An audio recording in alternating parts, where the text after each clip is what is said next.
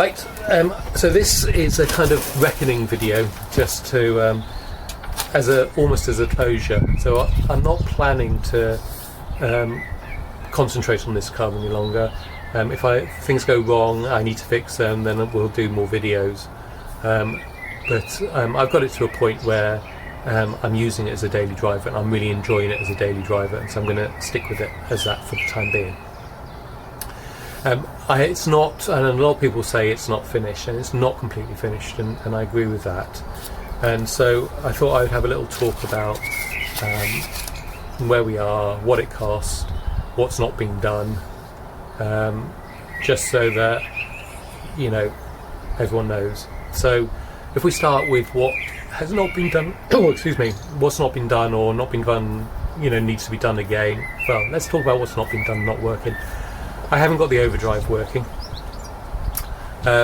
actually the purpose of showing this drive is the drive that you're seeing is effectively what I normally do. So I do this to drive down to play tennis. I drive home, I drive to do a click and collect or whatever. I don't do much more than that, to be honest, and so given that I don't do much more than that, you can see this road is great for this car. I get up to 50 or 60 miles an hour in it quite happily, and I don't have to cruise along at that speed, so it's not motorway driving, and so that's great. If I keep this going long enough, then you'll see a bit of me on the motorway as well. It's not nearly as pleasant, because I go past the tennis club in this video, I then drive on, pick up some metal so that I can race the TR7 and drive back by the motorway. So my overdrive isn't working, and I haven't taken out the solenoid and just done a test on the solenoid to make sure that is the problem.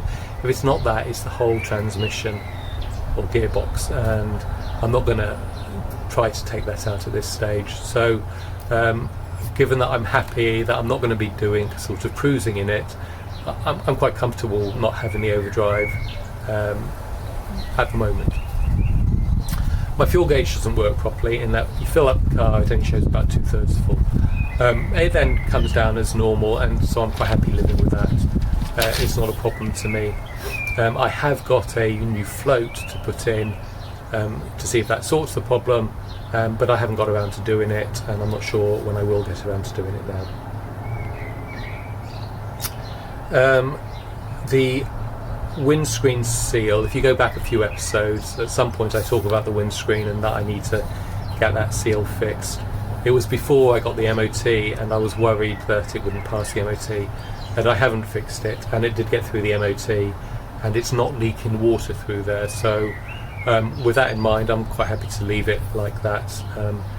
The car doesn't look perfect anyway, and so that not being perfect doesn't matter. And actually I would really like to do a bit more to tidy up and clean the engine bay, and, you know, maybe get the carbs out and clean them up, and paint the manifold and things like that. But I've been enjoying driving it too much to take it off the road in order to do that, and since I'm not going to spend the time doing that, I needed another project, which is where the TR7 came in and all of that.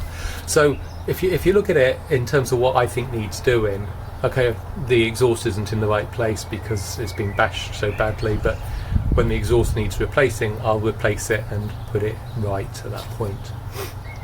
So I'm really just happy and loving driving the car, and I've done about 550 miles in it now, so over the last couple of months, so I'm using it and enjoying it, and I'm going to continue to do that, and I am not going to particularly take it off the road to do anything unless it's for a service or repairs or anything like that. So that's where we are in terms of the car. So in terms of the cost, so in total I spent just short of £2,900 on the car. So in terms of major expense, and so what do I encounter in that? So I don't include tools unless it was a tool specifically for this car, which I won't use anywhere else. I don't include any consumables that I already had. So if I had some spray paint, and I use that spray paint, or if I had some oil and I use that oil, I haven't included that as a cost. But if I bought new consumables, which I haven't used, I have included that as a cost. So if I bought, say, a pack of 10 grinding discs and I've only used one, the cost of all 10 have gone against the car. Okay, because that's what I bought them to use, and they won't be a cost against another project when I do it. Okay, so in terms of major costs that I had, well, it was 460 I paid for the car, plus I paid 60 quid to get it towed home. I'll never use them again because they quoted me 50 and then charged me 60. My major costs, the bonnet was over £200. I had to replace the alternator at £55. I converted it from chrome to rubber bumper. The second-hand chrome cost me 120 or 115, something like that. What else were the big costs?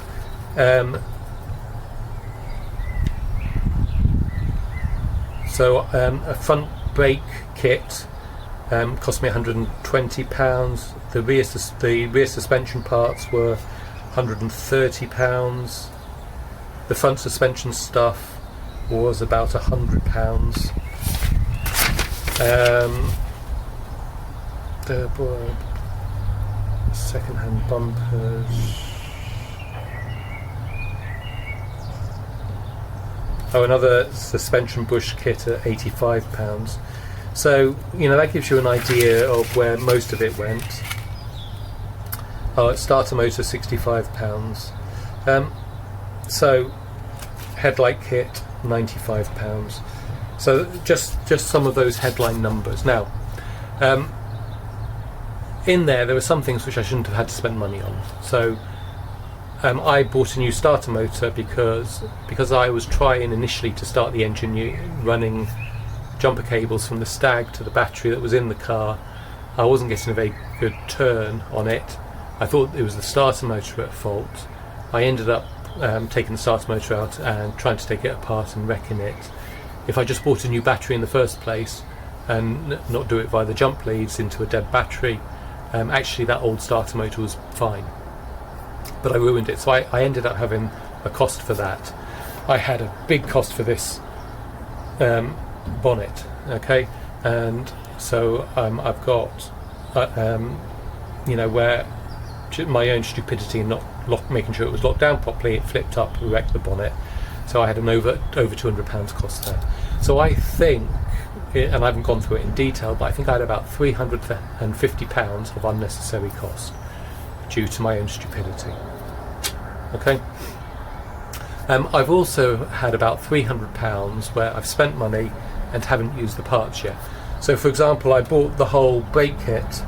I only used one hose from it, everything else on the front brakes is still the same.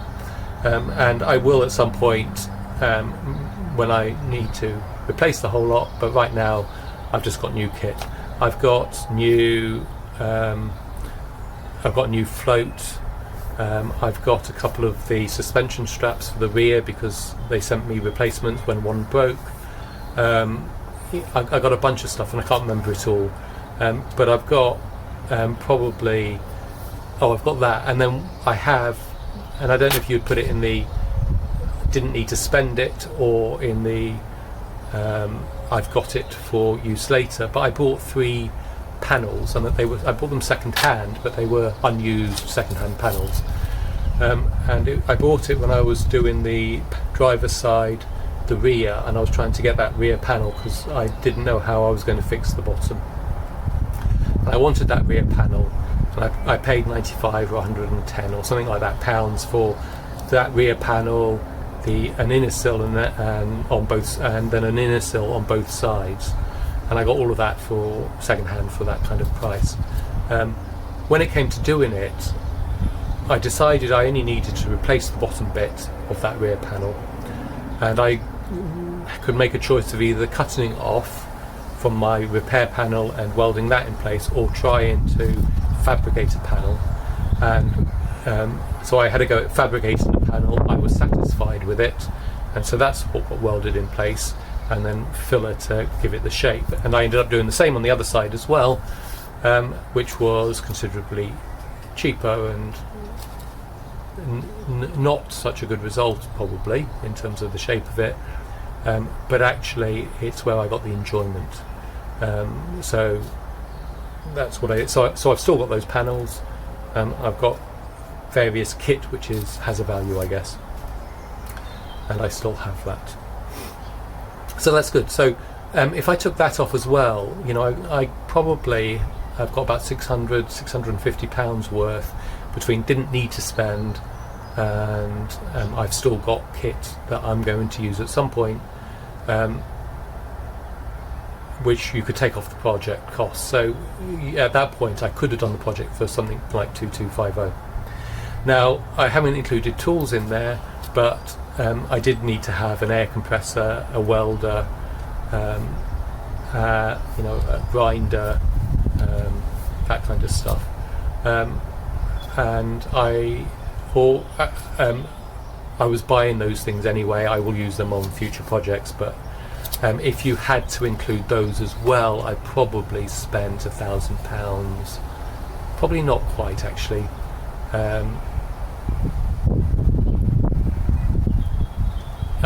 Yeah, maybe £1,000.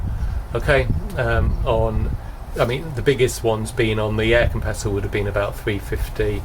The welder was probably about 350, and then some painting bits and a few tools probably was another 300. So yeah, call it £1,000. So overall, actually, you know, I'm really pleased. And so I consider the project cost to have been about 2.9. If you want to include the tools, it goes up to about 3.9. Obviously, I have a garage, so I've got no cost there. Right, so I enjoyed it enough that I decided to do another project, and I'm clearly working on that. So the only other thing is I want to say thank you to everybody who offered help and advice, because that has been invaluable. I'm not going to name names. Some, you know, people have given me long, detailed comments about how to do things, and it was brilliant and really, really helpful. And other people have just said, try this, really short and sharp, brilliant, really, really helpful. And then some people have just watched or liked, and that is really helpful as well, because actually that encourages me and gets me out and doing more. And I mean, I do try to come out most days.